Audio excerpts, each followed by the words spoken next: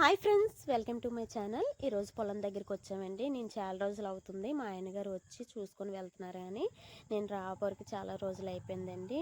నిన్నటి నుంచి కూడా ఇల్లు కూడా స్టార్ట్ అవుతుందన్నమాట. నిన్నటి నుంచి మనకి కొంచెం మాకైతే మాత్రం వర్షాలు కొంచెం తగ్గాయండి. నిన్న మధ్యాహ్నం నుంచి కొంచెం మబ్బులు వేసినా కానీ చినుకులు వర్షం పడడం తగ్గిందనమాట. ఇంక ఈరోజు మందు జల్లుదాం అనేసి వచ్చామండి ఇక్కడికి. గులకలు, యూరియా, అడుగు మందు జల్లుదాం అనేసి వచ్చామన్నమాట. మేము ఇందులోనైతే స్వీట్ కార్న్, వేరుశనగలు వేసామండి. ఇవి రెండు వేసామన్నమాట. మీకు చూపిస్తున్నాను చూడండి. ఆ కార్నర్ ఉంది కదండి, అక్కడి నుంచి ఆ లాస్ట్ వరకు మేము ఒక 3 వరుసలు అయితే మాత్రం గడ్డి ముచ్చులు వేసామండి.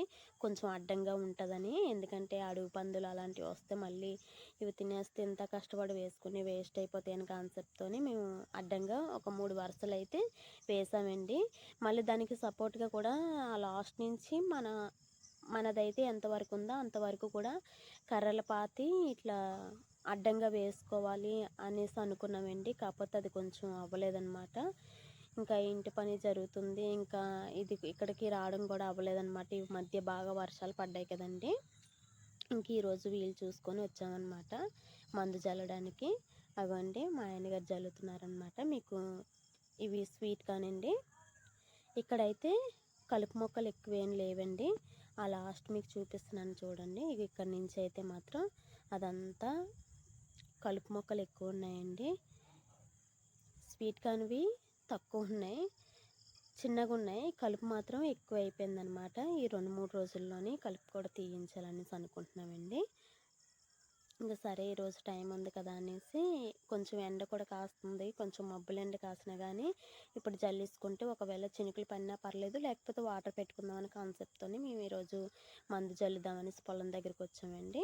ఒక మా ఆయనగారు జల్లుతున్నారు చూడండి. ఇవి ఏంటంటే ట్రాక్టర్తో వేసినవి కాదండి, నాగలతో ఉంటుంది కదా, నాగలతో వేసుకున్నాం అనమాట.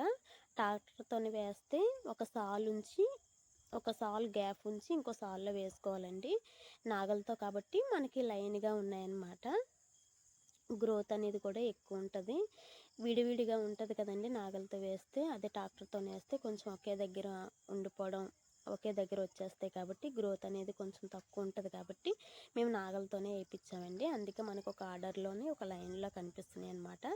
ఇవి వేరుశనగదండి వేసేది. మీకు చూపిస్తున్నాను చూడండి. ఫస్ట్ స్వీట్ కార్న్ స్టార్ట్ చేస్తామండి మందు జల్లడం. ఇంకా ఇది కాలేదన్నమాట. ఇంతెంత వచ్చినాయండి మొక్కలు. ఇప్పుడేమో అప్పుడెప్పుడు మీకు చూపించాను కదండి, చాలా రోజులు అయిపోయింది, మన ఛానల్లో పెట్టాను.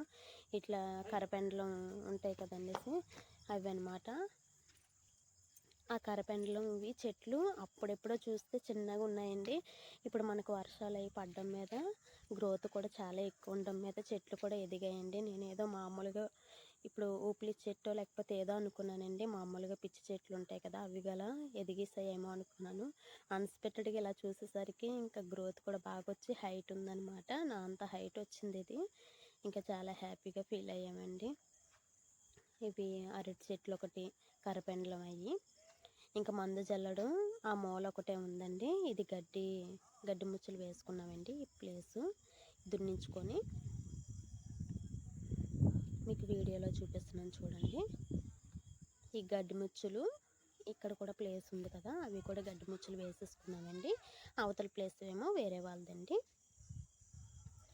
ఇంకా స్వీట్ గాను వేరుశనగ వేసుకున్నామండి. ఇది మనకి దీపావళికి అలా వస్తుంది అనమాట. ఈ వీడియో మీకు నచ్చినట్లయితే ప్లీజ్ సబ్స్క్రైబ్ చేసి